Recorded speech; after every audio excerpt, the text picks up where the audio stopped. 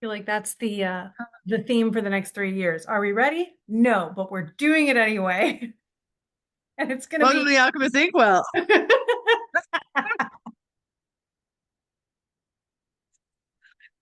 We're here. Ta-da! I'm just saying that's very Aries if you think about it. Am I ready? No, but we're gonna play it by ear and it's gonna work out. We got this. I Uh, know. April is always April is not my happy month typically. And not to like I don't want anyone else to be discouraged by this, but I always historically, and Krista knows this, and I've talked about it on the podcast before, April's and me aren't like good on speaking terms. Like typical passion. Not bad things necessarily, but just like yucky things or heavy things or dense things, whatever. Like tend to happen in April for me. It's just what goes on. It's one of the most transformative months of the year, but usually in a way that is not something that I desired to occur. mhm. So every time we get into April, I'm like, "Ugh," the whole month is just April Fools to me, but in like a mean asshole sort of way. I have to say, like April Fool's itself always gets me every year as someone who takes things literally from the Hmm. time that the date changes, wherever the date changes first on social media to the end of Hmm. it all. I get just thrown off over and over and over again because I'll forget what day it is. And then people post things that are essentially lies that they think are jokes. And I'm like, wait, this is happening? And then I start reading up on it and like planning how I'm going to adjust my life to it or what I'm going to do in response to it. It's like not even real. And every time I just get so mad at my brain for taking everything literally. You'd think we'd learn by now, but we don't. Yeah. Maybe you should just take a break day on social I, for social media every April 1st. That's a lot. That's heavy to hold. yeah, yeah.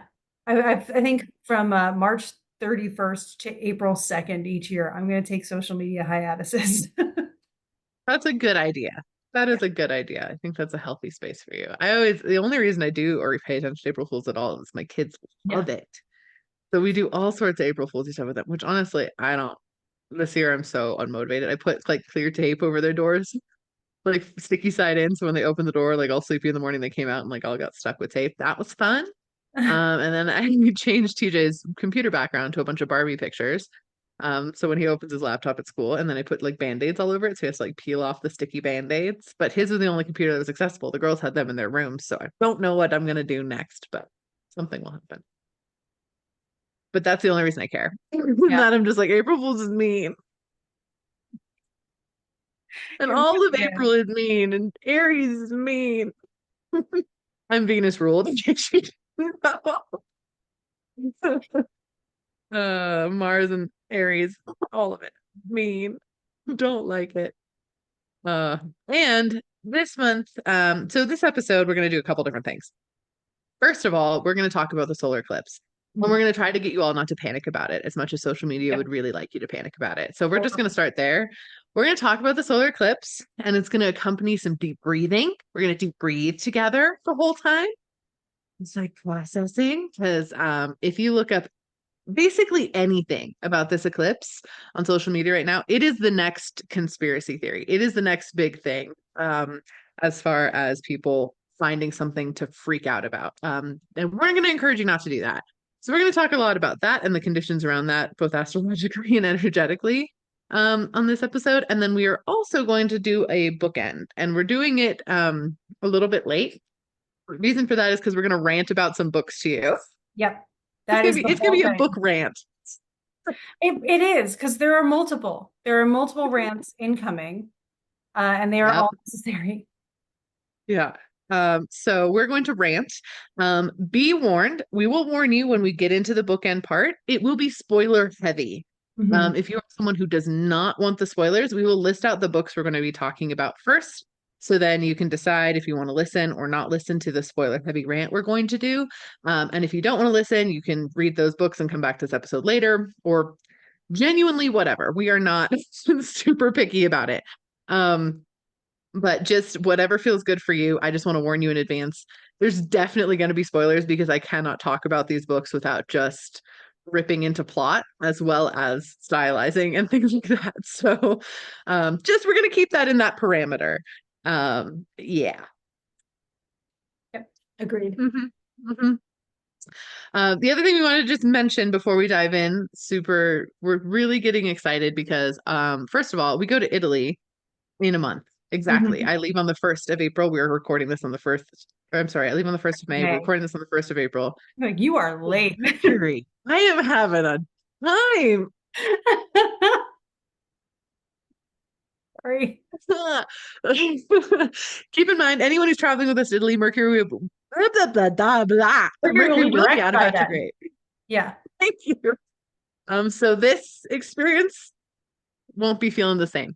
We leave for that. So we're really hyped. So you will get a bunch of content from us this month, hyping up Italy and what we're excited to do in Italy. And also we're about to close the Japan trip down at the next like couple weeks. And we do need a couple people more to join us in order to do it in the full Mhm. Trova experience. And we want to do that. And we really know, like, we keep channeling in on it. And we're like, no, there's people coming. Like, we feel them coming. So if this has been speaking to your heart, like, please go explore the itinerary and see if that feels good. Ask your guides for validation. Ask for, the funds to show up, or ask for the time off work to show up, or whatever you need for to join us in August in Japan. After Egypt, I can't describe to you how deeply I'm looking forward to our Japan experience, because it has some very similar vibes in the fact that it's such a very different society as opposed to our Western society. We are going to a place that could be incredibly overwhelming, but doing it in a really safe, comforted, held spiritual way where everyone will get to bond and be connected and connect with one another and themselves on a deeper level. And it's one of those places where if you go by yourself, it can be ridiculously overwhelming. And this is a way to prevent that overwhelm and truly help kind of hold your hand and help you experience this culture in a way that is aligned, but also very spiritually connected and very spiritually awake and very spiritually aware. We're going to do a lot of ancient stuff. We're going to do a lot of food stuff. We're going to go do some modern stuff. It's a really perfect blend. And the whole focus is going to be understanding yourself and your relationship to your higher self, and even who your higher self might be and things like that, like helping you connect with your higher self. Which it is like a spiritual 201, same thing that we did with Egypt. It's a little bit above any sort of beginner level. We're not just going to be talking about what your clairs are. It's going to be some deeper stuff of like, we're channeling it in and we're going to be there with you, also helping validate you with your experience there. And then balancing that out with your physical body, which is the earth part of yourself. So we will be doing that in Japan and really helping you activate. So we can guarantee you'll come home feeling completely different and having so much movement in your life. And I really want to appreciate how integrated spiritual awareness is into Japanese culture just in general. It is hmm into the day-to-day life. It is built into the social systems. So if you want to learn how to be spiritual every day, all the time, go to Japan, hang out there for a week with us, and we are going to be experiencing what it's like to bring spirituality into your day-to-day, including workday and stuff. Like Yeah. this, the answer to how can I be more magical every day. It's hmm big trip. And I Yeah. don't think Japan gets enough credit for that. No, and I fully agree. And we are going to be exploring Shintoism concepts and ancient Japanese concepts a little bit beforehand. We always send our travelers like a reading list and like give them information so that everyone feels really comfortable and connected before we even dive in. So you'll really have a background knowledge. Like you don't need to know about it in advance. If there's just like I really like what they're talking about, but I don't know a lot about Japan. If you feel that pull, it's for you. Yeah. Like it really is. It is for you. Prova does a great job on their, when you sign up, you get an account page and it's got the itinerary, it's got a packing list, it's got FAQs, and it's got articles hmm on how to not feel like a dork in the culture, essentially. hmm And they do such a great job with that that you get so many pieces of information and they give you some words to memorize and conversion rates and weather. And Trova does such a good job of making it an immersive and wonderful experience from start to finish. Yeah. All the details are covered. I can assure you any questions you have, they've got it figured out. hmm Yeah, absolutely. So anyway, we just wanted to throw this out there again because we both channeled in and knew that like basically listeners of this podcast, there's at least one more, potentially even two more coming from this space. So we're throwing it out there again for the right person, people who it speaks to. If that's you, go look at the thing. There's payment plans available. It's not it's not something where we're like, hey, do it all right this second. Like you have options. Just check it out and see how you feel. And yeah, we would love for you to come with us to Japan. It's our favorite thing to do. It's so incredible. And I just want everyone to get to experience travel in this way because there's honestly nothing like it. There's nothing like it. No, Uh, I've traveled before, and I've traveled mhm, with groups, and I've traveled without groups, and I've traveled, with intentional trips and all that stuff. Trova makes me feel like I can be myself more yeah. than I've ever felt on a trip. And because of the people that get drawn into these trips, you find people that get you and allow you to be who you are. And Hmm. that's replaceable. I'm still missing everybody from Egypt. Hmm. So much. Mhm. So much. I still miss everyone from Greece. I And know. that was I last really June. Yeah, I'm so keep the group chats. Which, by the way, you will be able to stay in touch with all of these people in a group chat to be able to make sure that you have ways to stay connected to that even when you come home. You won't lose that, which is one of our priorities for sure. Yeah. All of our group chats are still active Mhm. and they're so fun. Like, I mean, still active and like people are still sending stuff and sharing pictures and like it's really fun. It's a really fun, safe space to be in. So yeah, we keep that forever. So you Mhm. get to be our friend forever. You don't get to leave us Unless you want to, there is a way to get out of unless you that want to. too. No, you would never want to. We're friends. Anyway, we're really excited about it, and we're going to share more, of course, as the weeks go on about both Italy and Japan. But I'm hyped. I'm hyped. I think it's going to be really cool. Yeah. Yeah. So, let's talk about the thing that maybe is slightly less cool, and that is this. Sorry. Oh no. So here's where I've been stuck. As a student of astrology and a student of the masters that came before me, right? A link in that chain. This is spectacular. The interpretation is rough. Like not, and again, it's not worth fear mongering because it will Mm-hmm. unfold slowly, because it is happening at such a level that we'll be able to roll with it as the things come up. And because it is generating change, it's Aries, right? So that's kind of what we do. It's a new thing coming forth with Aries. But Mm-hmm. change is not always the most comfortable thing, and Aries doesn't really do comfortable change. So we're in for a period of new stuff coming up, especially when it comes to that top rung of people or people in charge in particularly the Northern American government systems, because this is a solar eclipse that is visible from North America. So we know that they Mm-hmm. are getting the focus of what's going on with this. And when I look into it, it's just like there's so much happening, not just an eclipse, but on the same day, so many other things happening at the same time, whether it's cycles that were tracked in ancient times that are occurring at the same time, or cycles that we track more in modern times because we couldn't see some of the planets in ancient times, or comets that just randomly are showing up and are visible because the sun is blocked out that day. Like, phenomenal as a specimen of astrological study. Yeah. And you have to take it also and move it into social media safe ways to speak. And Mm-hmm. that's where like the excitement gets a little bit drained, because it's like, this is so cool. This is so neat. I can't wait to turn this into a case study and track it and see what's going on.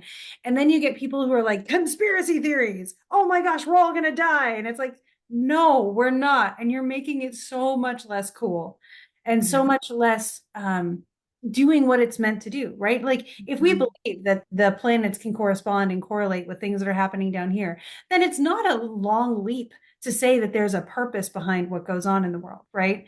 And so that can be comforting, especially when you're going through challenging times. And it can also help you find your place and your position and your place to act in those times.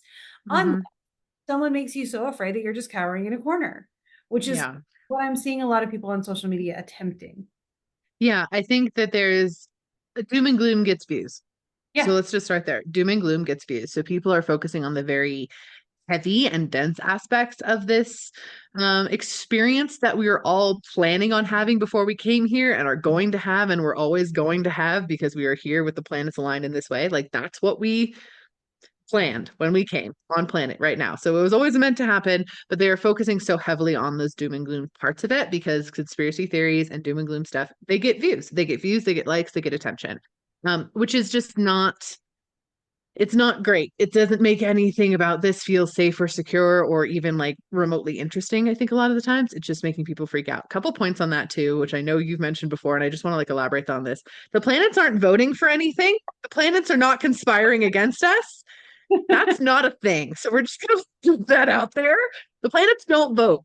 The planets don't hate Texas. Like we're just gonna like that Yeah. on that pedestal. I should have Uh posted the I said it. I'm the sorry. other thing is what? I said I should have posted that last week when I said it. I forgot to. No, I know. I needed you need to get credit for that. Krista said that. I was like, correct. That's it. And the other thing too is people really, really, when things feel very big and unfathomable, it's very hard for people to hold multiple truths at once. And so it's a lot easier to start coming up with these really out there conspiracy theories as opposed to sitting in the discomfort of what's actually happening. And with that, it's going to be kind of uncomfortable. I saw a video though the other day that they were like, the solar eclipse, the full solar eclipse from last time is crossing paths with this solar eclipse, and the town in which there's crossing over, they're conspiring against. I'm like, Who's it's they? the sun. The sun and the moon Talking about do it on purpose, you guys. right. The sun does not hate a random town in Indiana. It's just not gonna be like that. So just to keep that in mind. And I do think obviously we're gonna talk about what it means. I think a lot of us down here being little people, not like the people in control of the world, for us, it's going to be a lot of witnessing combustion. It's going to be us being like, oh, that's real shitty for them. Like that is a bummer. Like it's going to be a lot of us witnessing combustion at a level of society that's needed combustion for a while. Like it's huge and we're going to see it and it's going to be noticeable. But for us, we're going to witness it. It's not as directly personally impactful. Which is, I think, something else people are bypassing when it's like it's true for one person, it's true for all of us, and it's just not. Yeah. It's just not. I will say though, CERN running their particle accelerator on this day is so fucking intentional. Like you cannot convince me that all of these brilliant scientists during the like they're like, oh, it's going to be total solar eclipse. Let's run. Like they know, they have to know. They have to be studying the effects of this eclipse on the particle accelerator. Like there's no way, And I mean, more power to them if they are, as long as they're not blowing things up. But it's so funny. right? There are some structures in the world where it's like, I wish you guys had an astrologer. For example, the White House is doing their Easter egg hunt the day Mercury goes retrograde, I know.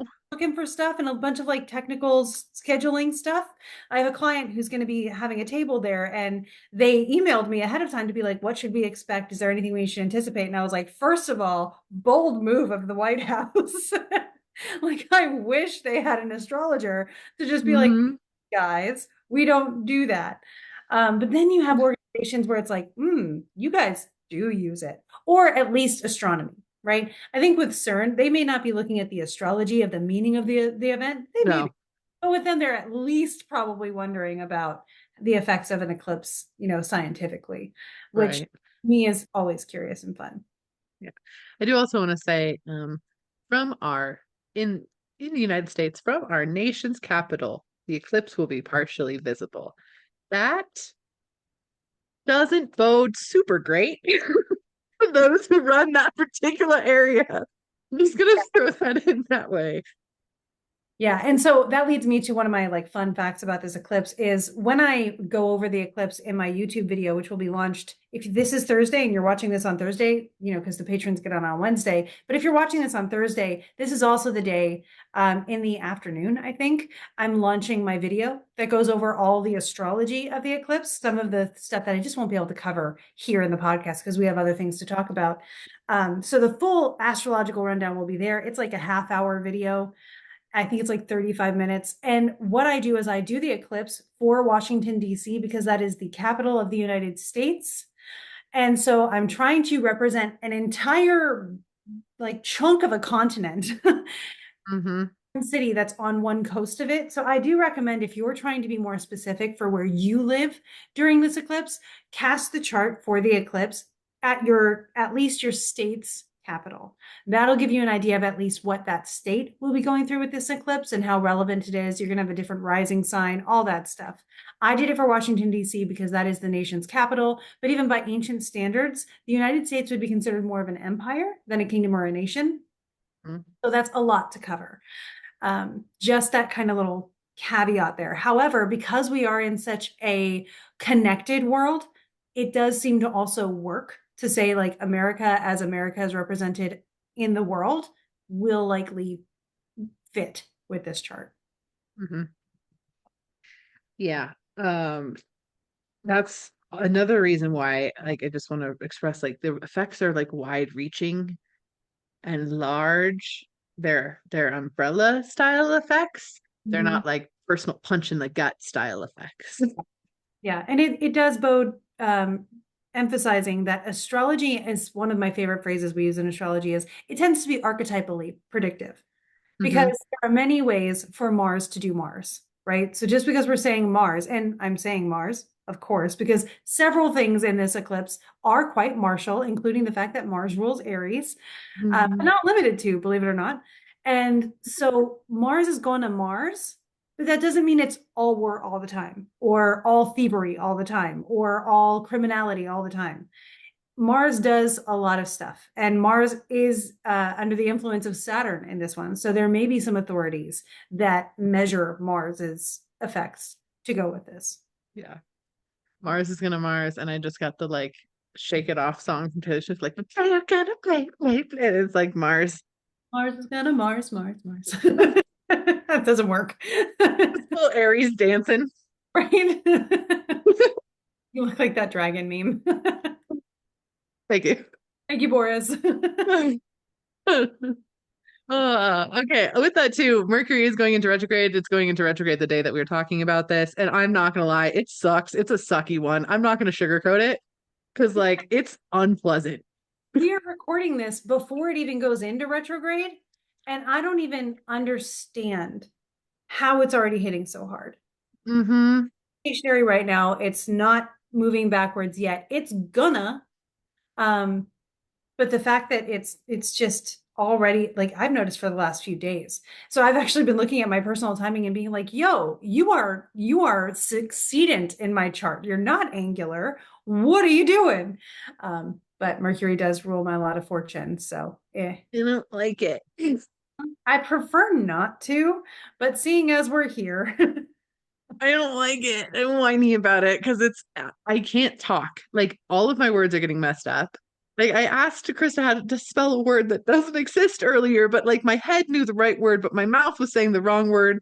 It was a clusterfuck. And now I'm on here and I've messed up like four words. Like I'm like feel like a lot of my speech is being taken from my mouth and the words aren't coming. I also think it's a time, and I highly encourage this. I was actually channeling this in about Mercury retrograde a couple days ago. Um, it's going to be a very trigger happy Mercury retrograde, as in people are going to get triggered real quick, jump to conclusions real quick, and then spout off really fast. So, not necessarily true feelings will be coming out during this retrograde, but very knee jerk feelings will be coming out during this retrograde. A lot of unprocessed things just bleh at everybody else. So, do your best to at least pay attention to that in your own way, the best that you can. We're all going to make that mistake. It's going to happen, and I'm sure that will. But just something to be aware of that's coming up with this particular retrograde that I find kind of interesting. yeah, the fact that Venus is moving into Aries this week as well, Yeah. bringing the whole relationship aspect into the miscommunication potentials of Mercury and the impulsivity that comes with Aries, right? It's not Mm-hmm. low, it is a cardinal fire sign. It is, Rick Levine says it's the ready, fire, aim sign. Mm-hmm. Checks, right? And Rick Levine would know he's got a lot of Aries to him. But then we have it exacerbated by an eclipse in Aries, exacerbated by a comet going by in Aries. And Mm-hmm. then, Mercury retrograde continues through the 25th. So the illusion of an eclipse hangover may drag on through most of April. Mm-hmm. Time we also are going to be dealing with Mars Saturn conjunction, and also we're going to be dealing with the Uranus Jupiter conjunction, and it's just a lot of chaos. Um, that could ensue. So I definitely recommend breath work. And I Yeah. definitely recommend being able to insert the I need to vent clause before saying something is going to be hyper emotional so that you give yourself that ability to rework anything that's said. Yeah. You can I test. I just did muscle testing, yeah. I got a ping and then I need to muscle test that it was the correct ping. Okay. I love it. Yeah. Anyway, you know me so well. Saw that poll. Like, okay, we're good. It's so funny if you guys are ever around us in person, it's the amount of muscle testing. It's Yep. almost incessant. It's constant. It's the best tool. It's so amazing. Anyway, beside the point. We do it all the time, constantly. It's just so nice to have something else validate you and like have something to test yourself against. And I always know the answer too before I muscle test it, but then I just muscle test it anyway because I'm a human, you Mhm. know? You want to make sure it's not an over emotional reaction to something, even though it Yeah. feels true in the moment. I had to use cards last night because someone was messaging me about this problem that they have that they messaged me about in Egypt too. And they're like, it's still happening, but I'm not afraid of it. So I'm like, no, no, no, no. That is this, it's like a toxic masculine, particularly Christian approach that I've noticed when someone Mm, the potentially negative energy, they're like, I'm not afraid. mm, I'll conquer it. And I'm like, oh no, you're just making it worse. So I got a little like frustrated over it and I started channeling what was going on. And I had to make sure before I responded to them that I wasn't just being frustrated. And the card said exactly what I said. I had Dan witness it, so I'd have a rational mind there. But it was really hmm. Yeah. Sometimes you gotta do that. Mhm. External validation is not a negative thing. Always feel free to validate yourself. Yeah. Hmm. Which I will think this is a tangent. No, Mercury, I will not go on this tangent. Do not be. We're reeling it back in because I was about to get completely off base. Holding that down. One thing I did want to ask or just kind of touch on with you, and I know a lot of people are going to have this question because I actually, oh, what was the other thing I was going to say? Hold on. I'm gonna put that over there. I did want to say this morning I was watching TikToks and I saw a interview with this guy who owns a bar and he recently had decided he's not going to let Aries sons into the bar anymore because he noticed that every bar fight was started by Aries sons. And so now when they check your ID, they check everybody's ID, not just it doesn't matter how old you are because they're just trying to see if you're an Aries. And I Oh, think that's awesome. Anyways, I mean, sorry, no hate to the Aries at all. Some of my favorite people are Aries. I love them, but I think that's really funny that a bar owner was so frustrated with fights that he looked at an astrological pattern to try to figure out what was going on. I mean, that's how it first started way back when, I'm sure too. Like something's up with these people in particular. What is it? Yep.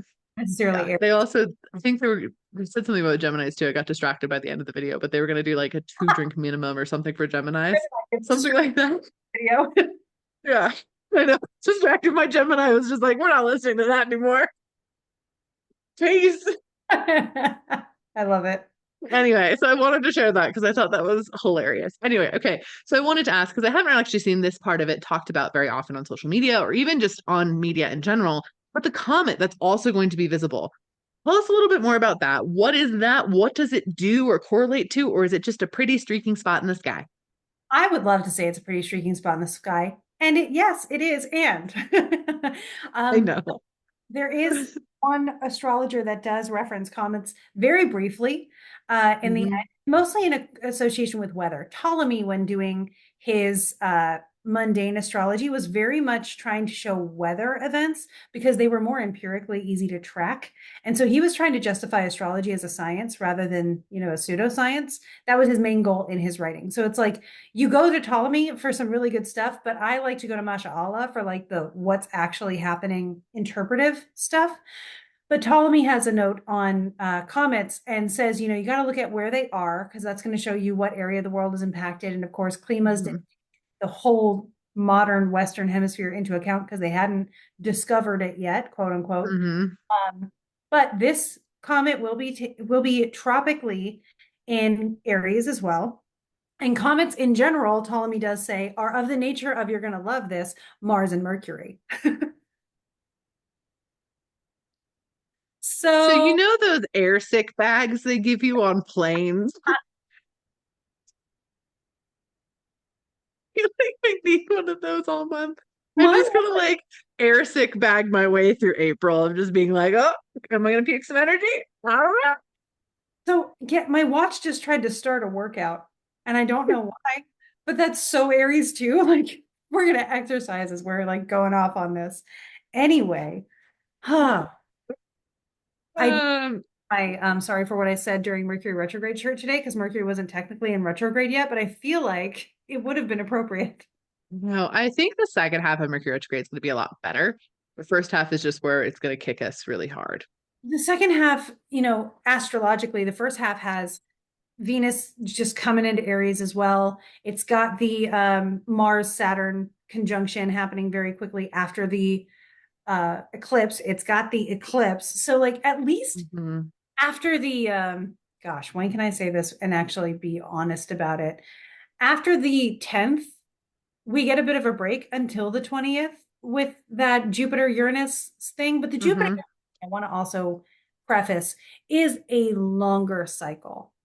So while the transit itself has significance to it, and we may notice something that day that really highlights what our next couple years are going to look like of this year Hmm. Jupiter cycle. I think it's a 13-year cycle that we're going into with that. So just know Hmm. it's 13 years of time that this has to unfold. It's a flashbang kind of looking transit for sure, but it's going to also have a prolonged effect that we don't have to worry too much about in the immediacy of it because it will Hmm. tone for society. A lot of cultural innovation, a lot of art, a lot of genius emphasis in art and music and technology tends to come from Jupiter Uranus cycles. Jupiter is a benefic. That's Hmm. not to say that we're not going to see some stuff get blown up so that we can make new stuff or that someone may get too enthusiastic with something. But I do want to just emphasize that cycle too. And my reference for that is Richard Tarnas's Cosmos and Psyche. He has gone back in many cycles and seen what's occurred in different decades when this has happened. Yeah.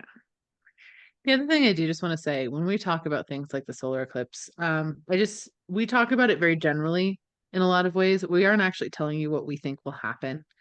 Um, the reason for that is not because we think we're wrong, but we also don't have a level of nuance to provide everyone to get the understanding in which we're seeing things. So I do want, because I don't want anyone to think like, we're withholding or something and you'd be like why what is going to happen blah, blah, blah.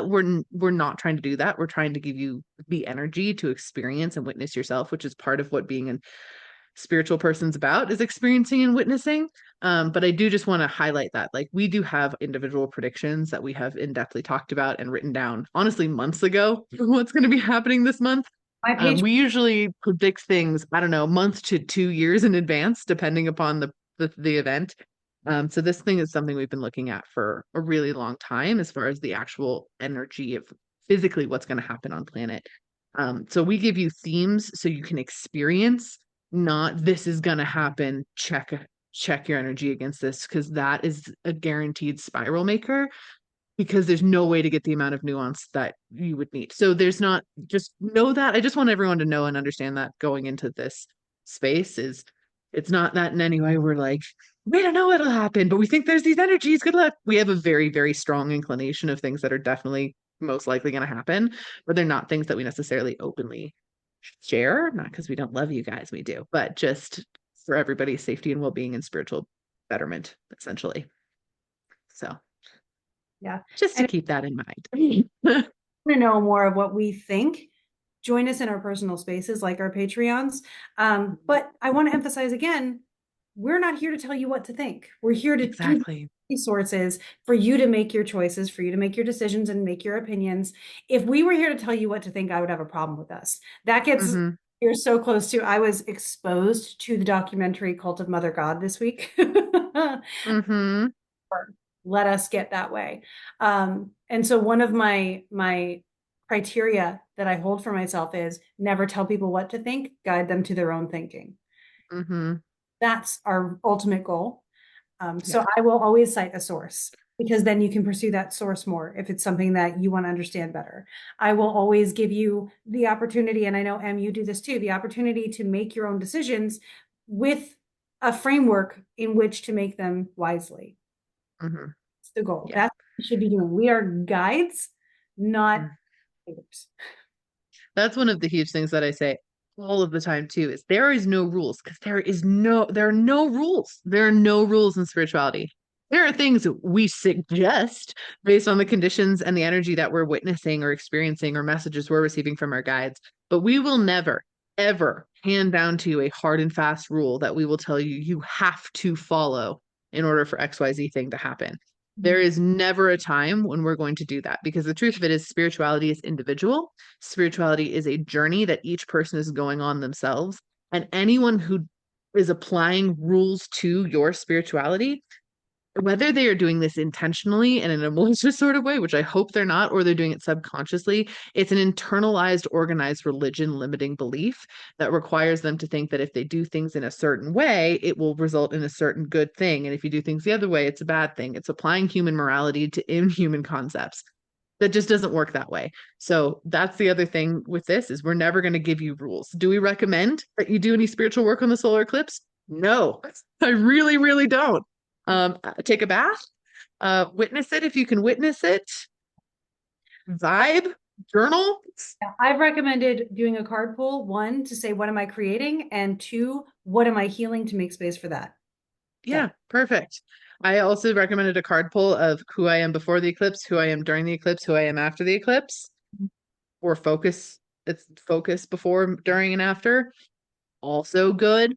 Mhm. Do I recommend you do manifestation work? No, I really, really don't. Really don't recommend that. If you feel drawn to do it, you do you. Totally support you. It's just a little bit like trying to manifest what thing's going to get thrown at your face out of a tornado. Mhm. And maybe you're like really wanting a fence post and instead you get a cow. I mean, That's just that's just how that works. So be side-eyeing warned. fence posts, but You get what I mean? Like a mailbox. There you go. Maybe you really want a mailbox from the tornado and instead you get a cow. Either way, you got to catch this thing flying at your face. So like it might not be ideal, but you do you. So we're never going to tell you like you can't do or don't do or whatever. yeah, there's a great astrologer, and I keep blanking on their name when I try to quote them, but just know it wasn't me that said this. But they said, it's on the edge of my brain too. It's such a shame. But they said an eclipse is when God closes his eyes, or if you're me, when God closes their eyes. Hmm. It's just like this is the moment where nature gets to go rogue and Yeah. reset itself without authority, like mucking it up, and get back onto like divine path Hmm. where it may have been, there's other stuff going on. And so it's a Hmm. clean slate moment. And that's something we do not have the high level vision to be able to go along with. We are the players on the stage. So this is when the producer and the director are setting a stage for us, and we need to wait until we understand what our props are to move forward with. Yep. So I had a ping. I need to write it down right now, or I'm going to forget the wording, and That's then why I will say it out loud. Yeah. So when it comes to this eclipse, do know, and if you want more details, I will be posting them on my YouTube. Like everybody has access to it. It's not just the Patreon. Yeah. I have a really good written version on the Patreon that my husband read, and he was like, "This is so well thought out. You could do a lecture on this." And that felt so nice. So just so you Mhm. know, it is peer reviewed by astrologers and by someone who was a writing major. So it comes across well. And there are images as well. The chart for the eclipse is there. I highly recommend looking at that version. It's my favorite. It's so funny that you're bringing that up, because last night I figured out what my next Sacred Spaces talk is going to be about. Oh, I'm Because so we're gonna have another Sacred Spaces. More on that later. Like really soon, we're gonna tell you about it. Really, really soon, we're gonna tell you about Sacred Spaces. But I think I'm gonna do a lecture on how the universe works, nice. hmm I'm which is a down. special interest of mine. I'm dabbling with the like social media. Is it spirituality, or is it like accidental deity worship kind of stuff? Like, are you making Ah, things? I haven't. hmm. It's a lot better than that, but Mercury retrograde, so I'm not. It's not coming to me right now, and it's That's just how it's good. um but I know I'm gonna have it's more of my place filler because I know another idea is gonna come in soon. So Mm. I'm reading. Yeah. Maybe I'll do Yeah. some eclipses because I've got a ton of material. Let me Right. You could. see. What are you thinking about as far as folk magic or astrology that you would like to see a lecture on at a spiritually responsible and ethical conference? Mhm. Do Hmm. let us know. Cool. So let's vent about some books because I can rant at this Yeah. point about the books that we've read recently. Um, Um, okay. Just gonna touch on the books that we will be ranting on a little bit. And we're gonna talk about the good and the bad, so don't think we're just gonna chew them up and spit them out. But there's expression needed with these particular books. We are going to be talking about Fourth Wing. We are going to be talking about What the River Knows. And then I'm probably going to briefly mention Jeanette McCurdy's book, I'm Glad My Mom Died, mhm. um, which I listened to on the plane coming home from Egypt. Yeah. I'm almost done with another book too, so I'll mention that too. But like as far as spoilers, probably those three. Do you agree? Yeah. What the River Knows. Yeah. For Fourth Wing. Fourth Wing and why is Fourth Wing not showing up? I think I like deleted it forever from my Kindle, which should show you what how I felt. Well, let's start with four. So anyway, this is your warning. We're going to go into spoilers now. If you don't want spoilers, leave now. Okay, everyone else that's here, you get spoilers. So, let's talk about Fourth Wing then to start off with. Obviously, I read that in February, and then you read it in March. I read it in March. Um, I finished it on my way to Egypt. yeah, it could have been. There was so many things that could have elevated it to a really, really good book. Like This there was so many things that could have been done so well that just like that. There was a muse with this author that had so much to say and so much, Mm-hmm. and then the author threw hormones into it. Mm-hmm. I feel I like so Ugh.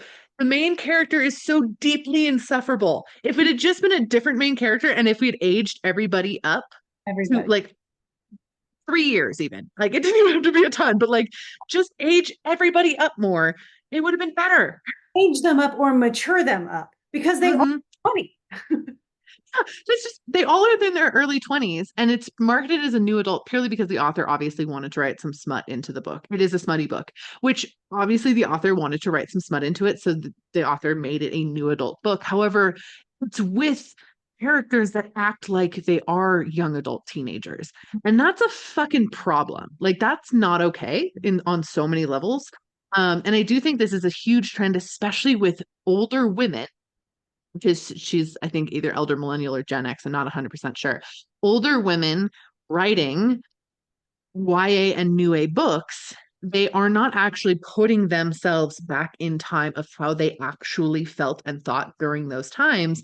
They are instead using those characters to make a commentary on how they're perceiving young adults or new adults at present. And so we get these whiny, insufferable, horny mush characters of nothing and you're like you're just thinking this is how teenagers act because you're looking back on it instead of putting yourself in that space, which is very different, you know what I mean? Yeah. Sorry, I'm responding to someone in our deity academy because Mercury retrograde is messing with them right now too. And No, I handle it before I get into more client work. I'm so sorry, you guys. no, it's all good. I'll keep ranting. It's not a problem. I will I say so. The dragon representation is really good. Boris approved dragon representation in this book. If you're interested in it, it's about a dragon riding academy basically for military purposes. I pegged her as a military spouse in about chapter two, and she is. yeah, And the reason I pegged her is that is she started like rattling off people's titles without telling anyone what the actual like title meant. It's like you had to be in the military or really familiar with the military to understand like the hierarchy of positions, which she never really explains because she kind of has like there's this underlying assumption that like everybody knows, which I don't. Like I don't know what comes above a major or whatever. Like so pegged her as that really quick, but it has some really cool world building and lore. Like the world is so neat, and I want to see what happens with the world so badly, which is really neat. I do say I like the fact that the school doesn't pull any punches and totally kills people like left and right. However, I do think they kill too many. Because like when is there people that live? Like What? there's so many deaths. It's like a death or more every chapter. And like how many kids, because they act like kids, are in this fucking school that you can just murder them all the time doing training exercises and stuff. Like it's a little bit much, in my opinion. Yeah, it's weird because it's this weird balance of like there are some that they take a minute to sort of appreciate the loss of that life, and then there are others that are like that person just fell off a dragon. That person just fell off a dragon. Oh, I hope it's Yeah. someone I know that just fell off a dragon. Like, Uh-huh. oh. Right? Like pretty brutal. But like, okay.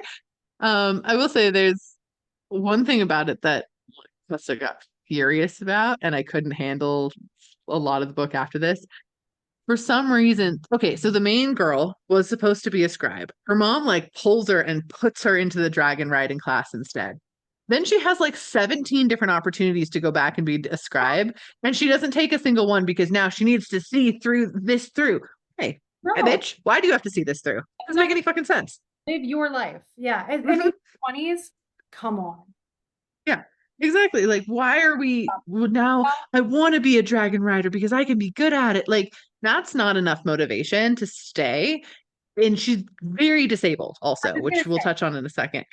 but like you might be getting to this in a second, but like you're very disabled. Allow yourself accommodations and live a life that you want to live instead of shoving yourself into the societal box. When you get the accommodations, take them. Hmm. Like if Like, she wanted to be a writer her whole life, it would be different. And she didn't. they do handle accommodations in a clever way from the dragon perspective, which is really, Yeah. but since it's like forcing her into society at that point, I really don't think that's a positive message.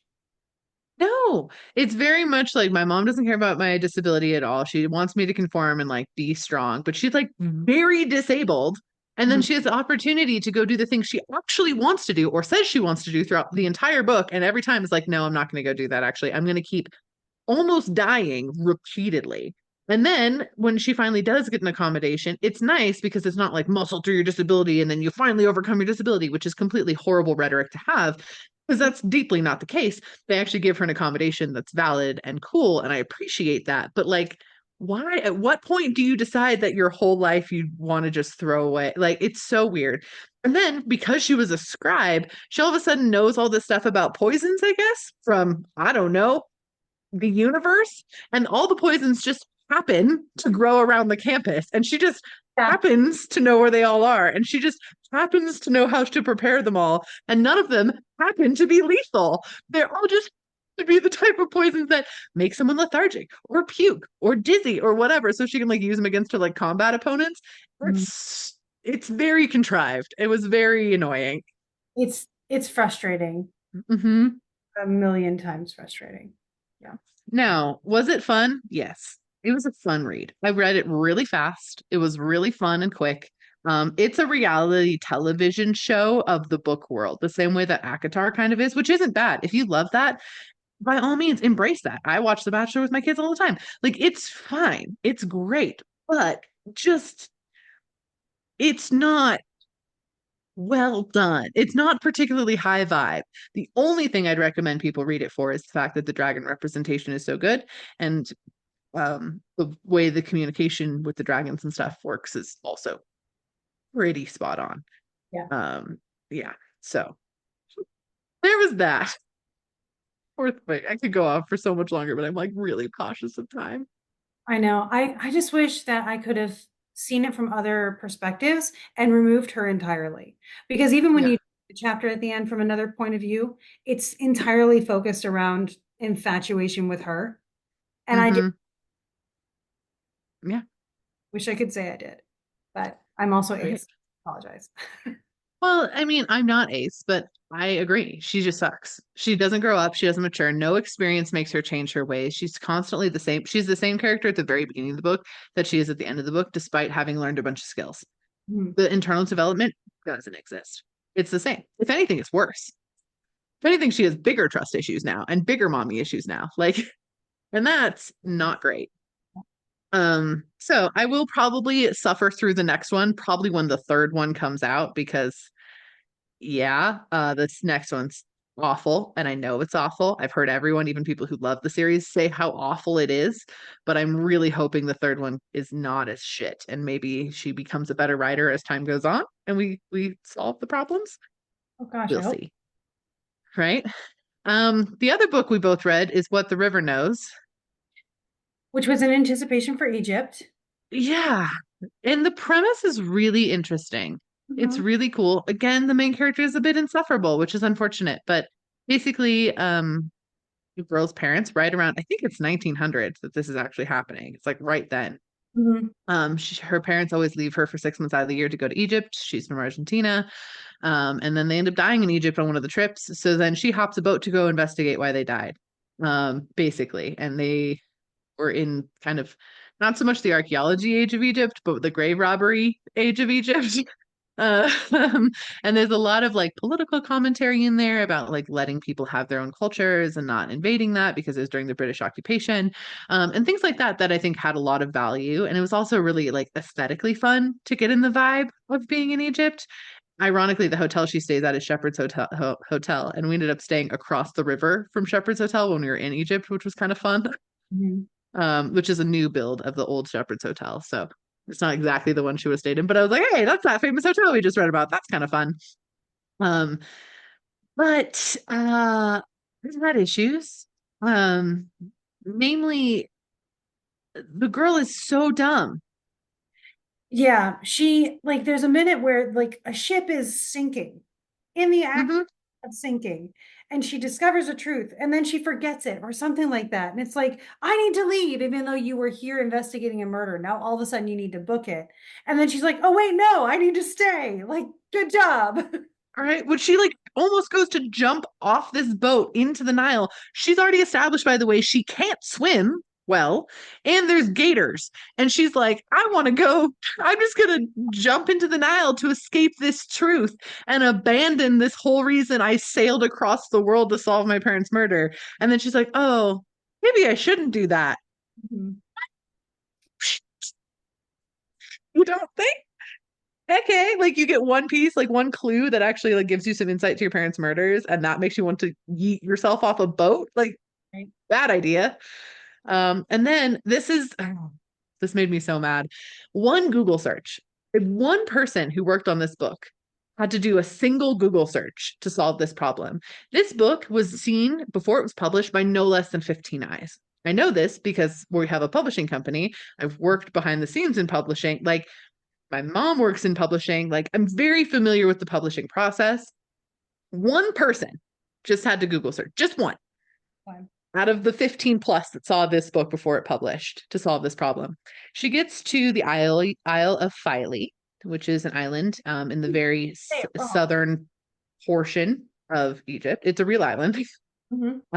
And on there is a temple to Isis, which we didn't get to see, but we will see in a future trip to Egypt, which we'll talk about later as well. But we didn't get to see that temple. However, on the island, they're like giving her a tour around the island, and they're looking for Cleopatra's tomb in this book, which is a huge focal point of this book. They're looking for Cleopatra's tomb. She's kind of like magically connected, which the magic, by the way, is so done nonchalantly. You forget that it exists. I forget it exists until I said that. I was like, oh, right. She's going to connect Cleopatra with magic. It's beside the point. It literally doesn't matter. The magic is so, it doesn't matter. Like, it's just kind of like, oh yeah, and there's magic. And you're like, whoa, there is? Okay. But anyway, she's like magically connected to Cleopatra, and Cleopatra, they talk a lot about like Cleopatra and her connection to the different Roman men in her life and how she's probably buried with her husband, who was Marcus Aurelius. Like we get through all this, right? Like it's all about her Roman connection. On the island of Philae, there's a thing called Trajan's kiosk that the Emperor Trajan from Rome built on the island. And that's where she gets her first pull of magic, and they bring her down underneath Trajan's kiosk. She couldn't have been buried underneath Trajan's kiosk or had anything to do with Trajan's kiosk because Trajan was not emperor until about 200 years after she died. So Trajan, no one, it's just not addressed. It's just like, oh, of course this Roman thing has to do with her. And I'm sitting here like, that is a full generation of difference like a generation of emperors, like multiple different emperors in that same bloodline of Caesar who interacted with Cleopatra, no longer were in power when Trajan got into power. It's that far removed. It's so dumb. And one Google search of any of those 15 people, it's one, would have solved that problem. But after that, I couldn't be immersed in it anymore because it was that I'm like, that's baby research. Why sorry, that's my historical No, channeling rant. But absolutely. yeah. Yeah. The magic bugged me because what this clearly is a first book setting up a second. Hmm. She had a second book that she wanted to write and she needed to establish it. So she wrote the first book. And the last third of it was cool. Yeah. The first two-thirds made me almost DNF it. And then I get to the last sentence and I'm like, oh, that's why, because you want me to pick up the second one, but I'm so let down by how you are in the first one. Why should I pick up the second one? By the way, the final third goes so hard. Goes so you go from like this meandering journey of this girl through Egypt to like people getting shot in the head. Like it's like boom to boom. It goes so hard unnecessarily in that final third. Like that tone needed to be present literally anywhere else in the book for that to not feel like a complete like shove in. It was like she finally figured out who her characters are at that final third. And all of that setup, everything from that, the first two-thirds of the book just feel like paper. Like they just feel so thin. And like, why couldn't you I mean, at least like move some of this to at least halfway through the book. Make her be a naive to like halfway and then help her get exposed to the real world. Like something. But it's just by the time it's like in the last like 30 pages, some shit goes down and I was like listening to it. I was like, oh my God. Like I'm almost triggered just because it came so deeply out of nowhere. Um, it was very intense for no reason. Like it should be intense, but it should have been intense all the way through. It feels very much like I know she pulled a lot from the mummy. The main dude is very, very heavily Brandon Fraser in the mummy coded. Um, but the difference is the first third of the mummy is kind of like a meandering journey. And then the rest is not. And that's the piece that was, in my opinion, really a miss. Mhm. Agreed. Yeah. Sorry. You got super ranty book, Emily. No, that's it's fair. Like this was a month of trying to read. Now, that being said, Master of Jinn, which was another book we both read, So good. is very good. Took place in So Egypt. good. Cultural awareness. That was awesome. Highly recommend. I also read Some of the Wild Bill this month. Oh, It's cute. It was short. It did a really adorable job. Um, I love it. read Jake Loon's Wolf Song and was not very into it because not even because it was what I've now discovered is called the Omegaverse, but because it meandered so much. Mm. It was like he self-published that first. They only like just published it Yeah. Uh, officially. there's So I get it. You really should read The Extraordinaries though. You'd love it. it's on my list. Yeah. What am I currently reading? Oh, I'm currently reading the one in preparation of Japan because I can't wait for Yay. Japan and I'm so excited. Yeah. I also listened to Jeanette McCurdy's book, and I say listen to because she narrates it herself, which is really cool. And she leaves her emotional reactions in the narration. So she'll be reading something and get choked up, and she left it in the book. So it's really, really well done. It's quick. It was only like 6 hours or something, but Jeanette McCurdy's book, I'm Glad My Mom Died. She writes it in first person present tense. So you start when she's like 6 years old and her describing being there and being in her, not in past tense, but in present tense. So you feel like you're there and you see her evolution of her mom and the way she viewed her mom through the eyes of someone who's viewing it at the same time. So you see where she understands and she's just passing it off, but you're an adult now. So you're seeing the issues. It's really well written. It's really, really well written. And if you have been going down the Quiet on Set documentary hole, I recommend you listen to Jeanette McCurdy's book. I really, really do. It was great. Um, I am also about to be finished with The Charm Offensive, which I highly recommended. I needed a rom-com like palate cleanser. Mhm. And so that's what I did. It is basically the premise of what if the bachelor was secretly gay and ended up falling in love with the producer of the show while on the show. And it is a lot of commentary about how queer people aren't represented in mainstream television. And it's really cool. So I've been enjoying it thoroughly. That sounds amazing. Yeah, it's very fun. It's a big fun. Yeah. I've been Yeah. looking at a couple of those to add to my my palette cleanser list because they're important. So Yeah. The Charm Offensive, highly recommend it. It's stupid cute. It's very red, white, and royal blue. If you like red, white, and royal blue, you'll love the Charm Offensive. cool, cool. Yeah. Great comp. hmm Wonderful. Well, we appreciate all of you. You're all doing awesome. If no one's told you today, you're doing great. You really are. Yeah, I think And we still have so our first Deity Academy call is next week. So if you're still looking to join, we have like a couple spots left, like 5 spots left, I think. And yeah, you can always join that and we will be getting started. We just shared the resource list today, so you are not behind if you're thinking about it. And it's really fun. It's exciting. It's going to be fun to do. yeah. And we are going to close enrollment for that next Monday, the 8th. So we'll probably close it like on the solar eclipse day, basically. So if you want to get into Deity Academy, you have 1 week, or when you listen to this, less than a week, to get in there for the full 4-month package. So highly recommend you do it. The community is already amazing, by the way. Like the group is already a really cool space where people are already sharing a lot about themselves, and it's going to be really cool to see what people channel in and to channel in for you all. So yeah, check out Deity Academy.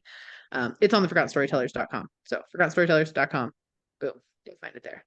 And yeah, embrace this eclipse, take all of this energy, and Go. go make some magic. I don't think so, Mercury. We'll see. Uh